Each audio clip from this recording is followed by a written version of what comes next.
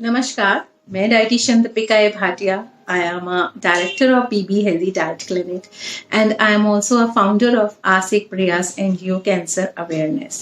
जैसे कि आप हमेशा मेरे हेल्दी टिप्स जो है वो सुनते रहते हैं और हमेशा मैं अवेयर करने के लिए हमेशा वीडियोस बनाती रहती हूँ. तो बीइंग अ न्यूट्रिशनिस्ट मैं जानती हूँ कि किस तरीके की चीज़ों से आप लोग अवेयर हो सकते हैं और किस चीज़ों से आप हेल्दी हो सकते हैं. तो आज हम इसी बारे में बात करते हैं और कोविड के दौरान, कोरोना वायरस के दौरान जो वैश्विक महामारी है उसी के ऊपर आज हम चर्चा करते हैं.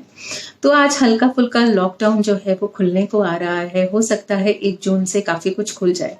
तो सभी लोग जो है अपने घरों के अंदर, अपनी फैक्ट्रीज के अंदर, अपनी शॉप्स के अंदर हर जगह जो है सैनिटाइजेशन कर रहे हैं. लेकिन क्या आप जानते हैं आप किस तरीके के सैनिटाइजर्स यूज कर रहे हैं?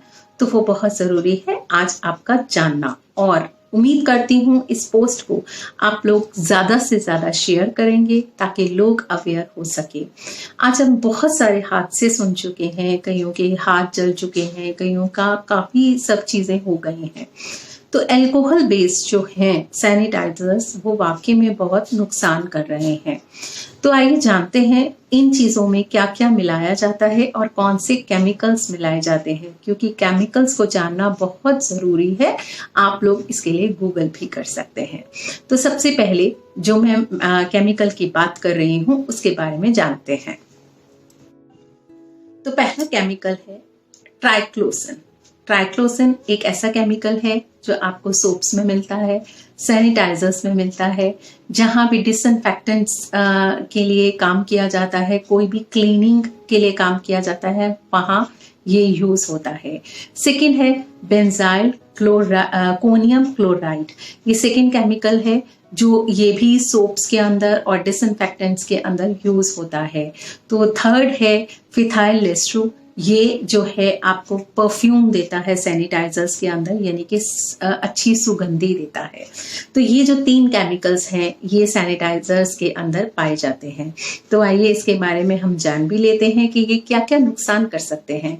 तो जैसे कि अगर 50 से 70 दिन हम लगातार इसको सूंघते हैं, लगातार इसको घरों में और फैक्ट्रीज में यूज करते हैं या अपने हाथों पर यूज करते हैं, तो इसका नुकसान हमें बहुत बुरी तरह से भुगतना पड़ सकता है. स्पेशली 2 साल से लेकर 10 साल तक के बच्चों को, गर्भवती महिलाओं के लिए, बुजुर्गों के लिए ये बहुत ही नुकसान है. और लेडीज के लिए, क्योंकि लेडीज की जो त्वचा होती है वो बहुत सॉफ्ट होती है.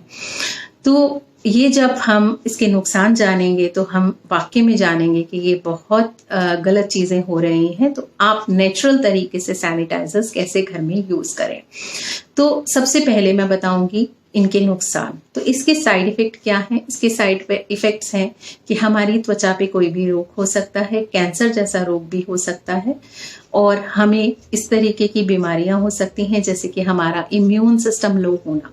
तो इन चीज़ों को अगर हम लगातार यूज करते हैं तो हमारा इम्यून सिस्टम जो है लो हो जाएगा और हमारे सेक्स ऑर्गन्स पर भी प्रभाव पड़ेगा. इसकी स्मेल से हमें बहुत सारी प्रॉब्लम्स हो सकती हैं, जैसे कि इम्यून सिस्टम मैंने आपको बता ही दिया है कि लो होता है, लिवर का इन्फेक्शन हो सकता है, हमारी किडनीज पर इन्फेक्शन हो सकता है, हमारा जो थायराइड है, इनके हॉर्मोन्स हैं वो गड़बड़ा सकते हैं.